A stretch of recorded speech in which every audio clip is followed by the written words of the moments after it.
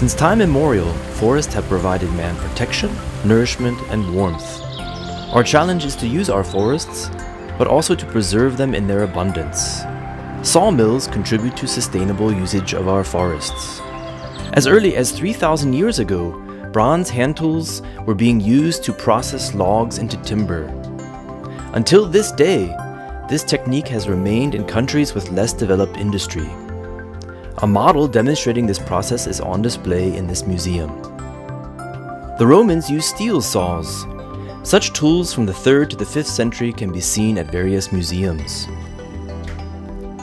Wood was, however, not only sawn by hand, the Romans already used water-powered sawmills. The Roman sawmill of Hierapolis is the first known and documented sawmill that used a crankshaft and a connecting rod. The watermill of Hierapolis dates back to the 3rd century AD.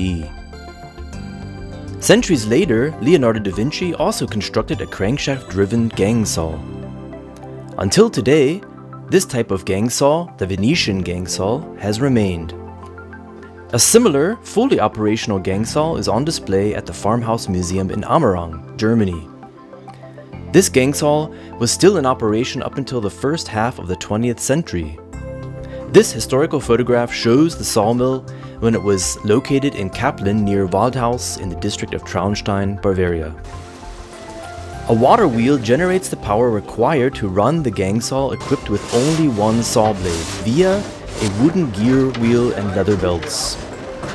The rotation is cleverly used for the up and down stroke of the saw blade as well as the feed of the log. Using this method, one log can be cut into boards in one morning.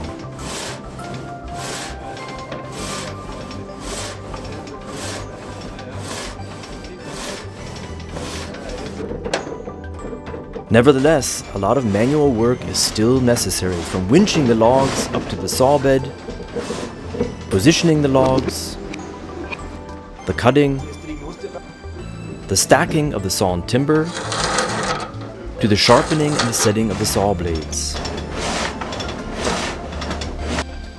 As simple as the achievements of previous times may seem, they paved the way for modern sawmill technology, which took increasingly bigger steps forward as time progressed. It was not until the invention of electricity and the power of electric motors that it became possible to operate gang saws with a set of up to 12 blades. Therefore, significantly higher cutting and feed rates became possible.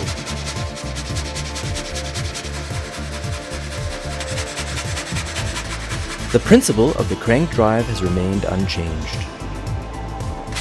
Using this principle, a log can be cut into boards in approximately 5 minutes.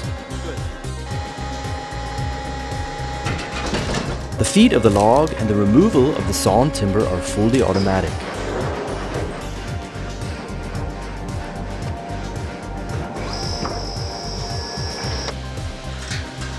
Similarly, the sharpening of saw blades and the setting of saw teeth are no longer done by hand, but are also done automatically by machines. Small sawmills which use gang saws are still justified because they can cut logs individually. Development of sawmills never stagnated because there has always been a demand for increased performance in the sawmill industry. Thus, over the last 40 years, the so-called chipper and profiling systems have been developed. In modern sawmills, between 25 to 40 logs can be converted into timber per minute, depending on the diameter of the log.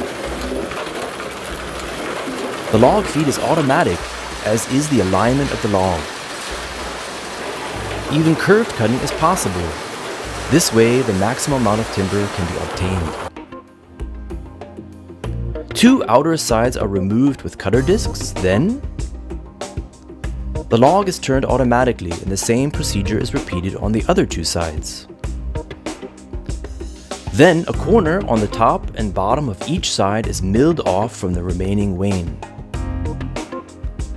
Circular saws cut off the first boards from the side, known as slab timber. The remaining cant is turned again, and using the same procedure on the other 2 sides, the corners are milled off. The result is a cant that has been squared on all 4 sides. Using a multiple bladed circular saw, the cant is now cut into sawn timber. A sorting and stacking plant automatically grades and packs the sawn timber into lumber packages for transportation and sale.